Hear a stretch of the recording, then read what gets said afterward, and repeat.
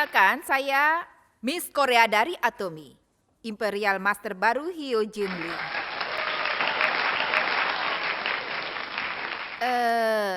Hidup saya berubah setelah dipromosikan menjadi seorang Imperial Master.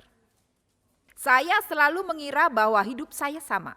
Tapi selagi saya mempersiapkan kuliah hari ini, saya menyadari bahwa hidup saya berubah dengan drastis. Ada tahap sebelum dan sesudah dalam hidup saya. Sebelum saya menjadi Imperial Master, otak saya selama kira-kira 10 tahun, mesin yang memotivasi saya adalah bertahan hidup. Tapi setelah dipromosikan jadi Imperial Master, bertahan hidup tidak lagi menjadi pendorong saya. Perhatian saya adalah pada hidup berdampingan. Saya telah mencapai peringkat tertinggi dan komisi saya pun tidak akan meningkat. Saya juga punya kebebasan lebih atas waktu saya. Saya kira saya sudah selesai. Ternyata saya salah besar. Saya sekarang mengemban tugas lebih besar untuk dilakukan. Dan itu untuk hidup berdampingan. Untuk bertahan hidup bersama. Hidup dengan baik bersama. Untuk berbagi bersama. Saya juga seharusnya dapat menjalani hidup yang indah di sisa masa hidup saya. Hari ini saya ingin berbicara dengan Anda sekalian tentang hal-hal yang masih perlu saya lakukan. Saya juga ingin membicarakan tentang hasil akhir yang saya bayangkan untuk impian di masa depan saya. Jadi judul dari kuliah hari ini adalah dari bertahan hidup menjadi hidup berdampingan. Sekarang target saya bukan bertahan hidup, tapi hidup berdampingan. Seharusnya ada orang yang saya inginkan untuk hidup berdampingan, kan? Mereka adalah rekan-rekan saya. Dan jika lingkup dari koeksistensi saya berkembang, itu memungkinkan bagi seluruh member Atomy. Jika Atomy terus membuka cabang di seluruh dunia, pada akhirnya satu dunia akan hidup berdampingan. Saya percaya hidup berdampingan akan menjadi memungkinkan lewat Atomy. Izinkan saya memperkenalkan orang pertama yang saya inginkan hidup berdampingan. Dia sangat putih ya. Dia berusia 87 tahun dan dia ibu dari salah satu rekan saya. Ya, kedua putrinya sudah menjalankan bisnis Atomy. Itu sebabnya dia baru-baru ini bisa bepergian. Di sana, dia sedang bersama teman-teman sebayanya dan salah satu dari mereka mengatakan dia pergi ke suatu tempat yang ramai dan di sana ada wanita yang mendonasikan uang. $1 juta. Wisma lanjut usia pun jadi heboh. Beberapa orang bilang apa dia gila. Wow, dia sangat hebat. Beberapa bilang itu mungkin dilakukannya karena dia hidup sendiri. Wanita itu pun pulang dan menceritakan pada putrinya tentang wanita yang mendonasikan $1 juta yang adalah uang hadiahnya. Putrinya berkata, "Ibu, dia adalah sponsor saya. Atomy adalah sebuah bisnis yang membuat hal-hal seperti itu mungkin terjadi. Apa Anda tahu apa yang dikatakan ibunya? Apa kau juga akan bagi-bagi uang?" Lalu putrinya pun berkata pada ibunya, "Ibu, saya akan membagikan hadiah uangnya jika Tuhan berkehendak." Lalu ibunya tanya lagi, "Kapan kamu terima?" "Saya tidak tahu, Bu. Saya sedang berusaha sebaik mungkin." Kemudian ibunya bilang, "Saat kamu terima hadiah uang seperti itu, aku pasti sudah terkubur dalam tanah." Putrinya lalu menutup dengan, "Ibu, sehatlah selalu. Saya akan berusaha sebaik mungkin untuk menjadi sukses seperti sponsor saya selagi ibu hidup. Saya akan sukses sampai ibu bisa melihatnya." Sebenarnya, saya tidak berdiri di sini hari ini untuk membicarakan tentang kisah saya sendiri. Saya ingin bicara tentang kisah kita. Saya berdiri di hadapan Anda sekalian untuk membicarakan tentang kisah kita. Kisah kita dalam menjalankan bisnis Atomy. Ini adalah menantu dari wanita yang berusia 87 tahun yang bernama Yong Sun Choi.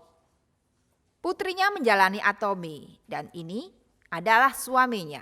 Suaminya merupakan seorang anggota dari Seoul Philharmonic Orchestra, orkestra yang paling bergengsi di seluruh Korea. Dia pemain utama kontrabas di sana. Pria ini membantu bisnis Atomy istrinya dengan sangat proaktif. Saya memanggilnya dengan Profesor An. Menurut saya, dia adalah orang yang paling rendah diri dari seluruh profesor yang pernah saya temui. Sikapnya juga sepolos anak kecil. Selain itu, dia sangat mencintai musik klasik. Saya dapat bertemu seseorang berkat Profesor An. Contohnya, anak ini di sini dibesarkan di sebuah panti asuhan yang dijalankan oleh para biarawati di Busan. Myung Ho Jeong, konduktor di Seoul Philharmonic Orchestra, dan para anggotanya pergi mengunjungi pelajar kurang mampu untuk melakukan pekerjaan sosial. Mereka mengunjungi tempat-tempat seperti itu dan mengadakan konser gratis dan memberikan pengajaran langsung pada murid-murid yang ingin belajar. Anak laki-laki yang ada di foto ini diperkenalkan pada musik untuk pertama kalinya. Dia sangat terpukau pada rendahnya nada yang disuarakan kontrabas. Dia juga mempunyai bakat. Apa yang ditanya orang pada murid berbakat seperti itu? Siapa yang akan membelikan Anda instrumen? Siapa yang membiayai pelajaran Anda? Tapi konduktornya meminjamkan kontrabas pada anak itu dan mengajarinya. Tidak seorang pun mengira kalau anak ini akan berlatih dengan keras. Lalu anak ini akan membopong kontrabas di punggungnya dan pergi ke Seoul setiap minggu. Para anggota dari Philharmonic Seoul Orchestra mengurus anak ini. Semua orang berpikir bahwa universitas akan menjadi target terakhirnya. Tapi pada suatu hari, dia berkata bahwa dia ingin pergi ke Jerman untuk belajar lagi. Semua orang menjadi lebih khawatir, alih-alih bersemangat pada saat itu. Profesor An mengira anak itu hanya perlu kuliah di universitas biasa. Karena dia tidak dalam kondisi mampu menyekolahkan anak itu ke Jerman. Putrinya sendiri sudah sekolah di Amerika. Dia pun sudah mengocek dana pensiun miliknya. Tapi dia tidak bisa melepaskan impian anak itu begitu saja. Sehingga begitu saya mendengar tentang situasi itu, saya bilang, Profesor An, saya akan membiayainya. Ya, inilah hasilnya. Inilah anak laki-laki itu. Ya, karena bakat yang dimilikinya hebat, dia menerima beasiswa penuh dari sekolah di Jerman. Tapi dia masih butuh uang untuk biaya hidup. Jadi, saya membiayai hidup sehari-harinya. Hasilnya dia lulus dengan peringkat terbaik. Bukan saya yang perlu Anda berikan tepuk tangan. Saya ingin memperlihatkan bahwa suami rekan Atomi saya lah yang menolak untuk memadamkan api yang membara dalam diri anak itu. Mengapa istri Profesor An bekerja keras di bisnis Atomi? Ini kamar premium deluxe rumah sakit di Yongin. Orang yang ditempatkan di sini mungkin akan segera meninggal. Bisa dalam seminggu ataupun sebulan kemudian. Kebanyakan dari mereka tidak bertahan hingga 1 tahun. Ini adalah salah satu kamar dari rumah sakit Saemui. Profesor An mengunjungi rumah sakit ini setiap minggu untuk melakukan kerja sosial. Sampai suatu hari istrinya yang menjalankan bisnis Atomi menyadari, masa pensiun suami saya sebentar lagi tiba. Agar dia dapat melanjutkan pekerjaan sosialnya, seseorang harus mampu mendukungnya secara finansial. Jadi sang istri mengatakan pada suaminya, sayang, jangan mengkhawatirkan apapun. Saya telah memiliki suatu alat bernama Atomi.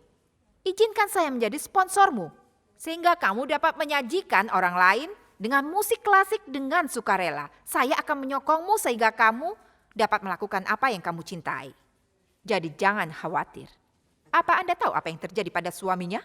Sekarang dia mengantar istrinya ke senter setiap hari. Dia bilang ke istrinya, kamu bisa melakukannya. Kamu bilang kamu akan bertanggung jawab setelah saya pensiun kan? Sehingga saya dapat memainkan musik klasik sesering yang saya inginkan. Saya dapat memberi kembali pada masyarakat dengan mengkontribusikan bakat saya. Saya bisa pergi kemanapun. Dan sekarang istrinya telah menjadi pendukung setianya. Perhatikan, ini adalah musisi-musisi terbaik di Korea. Mereka berpartisipasi dalam berbagai pekerjaan sosial. Ada beberapa bentuk yang berbeda-beda dari berbagi.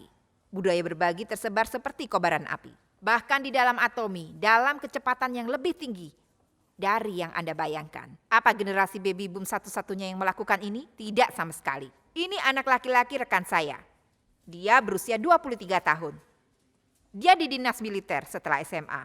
Dia berpikir keras apa yang akan dia lakukan selepas dinas militer. Apa yang dia lakukan setelah masa dinasnya habis. Sebenarnya saya menanyakan padanya pagi ini, mengapa kamu melakukan Atomi? Dia bilang, kalau ibunya dan tantenya telah melakukan bisnis Atomi. Dia bilang kalau sebelum dia pergi dinas militer, dua wanita itu tidak terlalu berkelas. Tapi setelah masa dinas militernya selesai, dia melihat bagaimana ibu dan tantenya telah sepenuhnya berubah. Ibunya dipromosikan jadi seorang STM dan bergabung dalam Leaders Club. Dia bilang kalau mereka telah menjadi orang-orang yang berbeda. Sebenarnya, kata-katanya sangat lucu. Kalau ibu saya bisa, saya juga bisa. Saya rasa dia belum tahu kekuatan wanita-wanita Korea. Wanita yang ada di sebelahnya adalah rekannya. Dia berusia lebih tua dari anak laki-laki itu. Anak itu sudah jadi seorang Diamond Master dan jadi sponsor rekannya. Apa Anda tahu apa yang ada di tangan wanita itu? Itu adalah selebaran Atomy. Jaringan apa yang bisa dimiliki orang berusia 23 tahun? Bayangkan. Anak-anak muda punya waktu dan semangat. Mereka bisa mengatakan, saya akan melakukannya, saya yang akan mengemudi, saya akan menggotong box-box berat. Ini tentang mengalami penolakan dan menerima pujian bersama-sama. Ini tentang menerima ejekan bersama-sama. Dia melakukan yang terbaik sebagai seorang sponsor. Selanjutnya, dia berusia 32 tahun. Dia pergi ke Australia untuk mendapatkan sebuah lisensi barista. Dia bilang awalnya berjalan dengan baik. Dia mencoba mendapatkan kartu hijau dari sana. Dan dia dengar bahwa dia dapat memperpanjang visanya dengan mudah jika dia bekerja di sebuah ladang tomat. Tapi kenyataannya bukan itu persoalannya. Jika ada 13 orang bekerja di ladang itu, maka mereka harus membagi keuntungan hari itu dalam 13 bagian. Jika dia tidak bisa dapat banyak keuntungan, dia tidak bisa membiayai hidup sehari-harinya dengan memetik tomat sepanjang hari di ladang. Dia harus meminjam uang dari orang Korea lainnya. Dia tidak bisa menghasilkan uang, tapi untuk kehidupan sehari-harinya dia malah harus meminjam uang. Hidupnya di Australia jauh lebih buruk daripada kehidupannya di Korea. Itu jauh dari impiannya. Ketika dia sedang menjalani kehidupannya yang sulit, tante-tantenya memberitahunya tentang Atomy. Dia tahu dengan baik bagaimana situasi kehidupan tante-tantenya. Dia tahu kalau mereka tidak mampu membelikannya tiket pesawat, jadi dia menggoda mereka dengan pertanyaan yang dia tahu apa jawabannya. Apa tante mau membelikan saya tiket? Ternyata dia sudah dikirimi tiket. Lalu dia tanya lagi, apa Anda mau melunasi hutang-hutang saya? Dan mereka ternyata melunasi semua hutangnya. Dulu tante-tantenya memakai pakaian yang sudah lusuh yang dibeli di pasar. Tapi sekarang tante-tantenya memakai pakaian bagus rancangan desainer. Anda tahu kan pakaian yang ada di manekin di mall-mall? Jadi dia mulai bertanya, apa yang terjadi? Tantenya menjawab. Lalu dia pun mencoba bisnis Atomy. Sekarang dia seorang Sharon Rose Master. Ini seorang pemuda berusia 27 tahun. Ada beberapa universitas terkenal di Tiongkok. Ada Universitas Tsinghua di utara dan Universitas Zhejiang di selatan. Ayahnya seorang manajer cabang di sebuah bank. Ayahnya mengirimnya pergi belajar ke luar negeri di Tiongkok. Saat libur, dia malah menghadiri seminar-seminar Atomy. Dan mulai memikirkan tentang apa yang harus dia lakukan setelah lulus. Dan dia pun memutuskan bahwa sangat baik untuknya kalau dia melakukan Atomy. Lalu dia jadi member Atomy tanpa sepengetahuan ayahnya. Kehidupannya sekarang jauh lebih baik di Atomy. Dia memilih Atomy bahkan dengan sebuah gelar dari universitas ternama di Tiongkok. Dia sangat menantikan hari di mana Atomy akan diluncurkan di Tiongkok. Dia yakin akan sukses kalau Atomy dibuka di Tiongkok. Dia bergabung dengan Atomy karena potensi di Tiongkok. Saat mempersiapkan kuliah ini, saya bertanya pada rekan-rekan saya. Saya minta mereka untuk bertanya pada anak-anak mereka. Kalimat apa yang menjadi penyemangat besar bagi yang berusia 20-an dan 30-an? 1. Anda memiliki dukungan kami. 2. Jangan khawatir. 3. Anda bisa melakukannya. 4. Anda melakukannya dengan baik. 5. Kami percaya Anda. Menurut Anda, apa jawaban dengan respon tertinggi? Yang mana? Betul sekali. Nomor 2. Jangan khawatir. Jangan khawatir. Ayah dan ibu ada di sini untukmu. Jangan khawatir. Mengapa? Orang bilang akhir-akhir ini Anda harus memberikan banyak hal di Korea. Ada banyak sekali hal-hal yang harus kita berikan ke masyarakat. Generasi baby boom termasuk saya. Hidup melewati sebuah generasi yang mengalami kemiskinan yang terus-menerus. Beberapa orang akan menghabiskan seluruh hidup mereka hanya untuk bekerja dan mencari pekerjaan paruh waktu. Apa Anda tahu apa yang anak-anak muda ingin dengar dari orang tua mereka? Bukan kami akan mendukungmu. Tetapi jangan khawatir. Pertanyaan selanjutnya. Dari pernyataan berikut manakah yang sangat memberi semangat bagi para orang tua? 1. Saya akan tinggal di rumah hari ini. 2. Saya akan memberimu uang jajan. 3. Ayah, ibu, saya dapat promosi. 4. Terima kasih karena sudah melahirkan saya. Mana jawaban yang terbaik? Nomor 2. Saya akan memberimu uang jajan. Menurut Anda apa jawaban tertinggi selanjutnya? Terima kasih sudah melahirkan saya. Lalu, bagaimana dengan generasi baby boom yang di usia 40-an, 50-an, dan 60-an? Kalimat apa yang menurut Anda memberi semangat besar bagi para orang tua? Nomor 1. Ayah, ibu, kalian yang terbaik. Itu menunjukkan bahwa walau sesulit apapun hidup seseorang, kalau anak-anak mengakui mereka, maka orang tua akan menjadi semangat. Ini ada satu lagi, kalimat mana yang menurut Anda memberi semangat bagi para generasi baby boom yang diucapkan oleh orang tua mereka? 1. Nak, kamu yang terbaik. 2. Kamu membuat hidup ini berarti. 3. Nak, kamu adalah orang yang paling tersayang. 4. Melahirkanmu adalah hal terbaik dalam hidup kami. Menurut Anda, mana yang paling tinggi? Nomor 1. Putriku, kamu yang terbaik. Putraku, kamu yang terbaik. Alasan saya memberitahu Anda sekalian hal-hal seperti ini adalah karena saya selalu mencoba untuk mengatakannya juga pada orang-orang terkasih saya akhir-akhir ini. Dia seorang aktor kan? Dia terkenal sebagai aktor berjalan. Di dalam buku, sang penulis menjelaskan bahwa di tahun-tahun pertama karirnya, dia tidak menerima banyak tawaran pekerjaan. Dia memutuskan berjalan agar dia tidak merasa berkecil hati dan menenangkan dirinya sendiri. Pria ini berjalan sebanyak 100.000 langkah sehari. Dia berjalan setiap hari dari rumah ke tempat kerjanya. Saat saya membaca ini, saya kemudian berpikir, saya sepertinya harus mencoba berjalan juga. Waktu dulu, saya juga mengalami cedera lutut dan kaki sebelumnya. Ibu jari saya pun pernah patah. Jadi saya menanyakan pada dokter saya, berapa lama saya boleh berjalan tiap hari? Dia bilang saya tidak boleh berjalan lebih dari 30 menit setiap hari. Jadi saya berjalan 30 menit setiap hari. Anda sekalian tahu siapa orang ini kan? Dia penemu Atomic Research Center. Dia adalah orang yang paling berpengaruh dalam perusahaan atomik. Saya sendiri belum pernah bertemu dengannya, tapi sponsor-sponsor saya telah berkesempatan untuk menemui rekan-rekan mereka sekitar 1 bulan lalu. Saat sedang makan, sponsor saya mengatakan bahwa dia pernah bertemu dengan Profesor In Sun Jang sebelumnya. Dalam pertemuan itu, dia juga mengatakan bahwa dia mengajukan sebuah pertanyaan pada beliau. Beberapa dari rekan saya sudah sukses, tapi ada juga beberapa rekan yang menyerah di tengah jalan. Apakah alasan untuk hal ini? Profesor, Anda sudah berhasil dalam berbagai hal dalam hidup ini. Menurut Anda, apakah yang menjadi perbedaan utama dengan mereka yang sukses? Dan sang profesor mengatakan satu hal yang memisahkan mereka.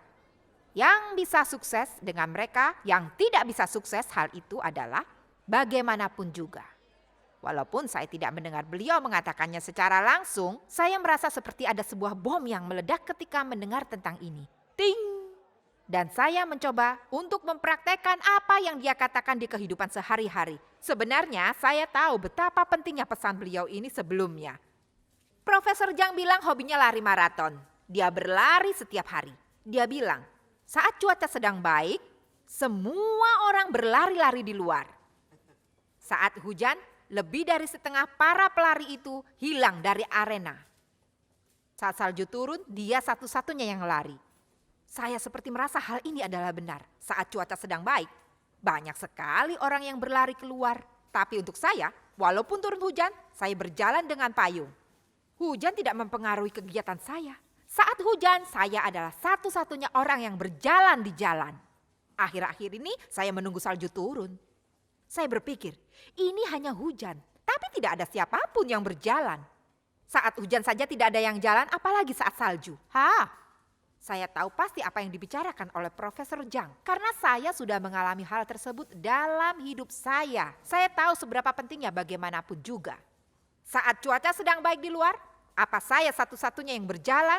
Walaupun langit di luar bergemuruh atau turun salju, hal terpenting bagi mereka yang telah sukses adalah bagaimanapun juga.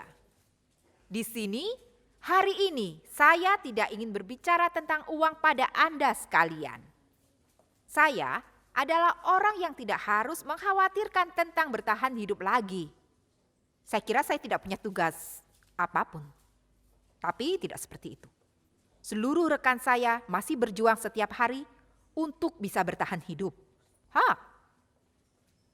minggu yang lalu, saya diwawancara di kantor pusat yang mewawancarai wartawan dari Next Economy. Apa Anda tahu apa pertanyaan terakhir yang diberikan oleh si wartawan dari Next Economy itu pada saya? Apa ada suatu kisah yang ingin Anda ceritakan kepada member-member Atomi? Saya bilang, ya, ada sesuatu yang saya harapkan untuk para member Atomi. Apa itu?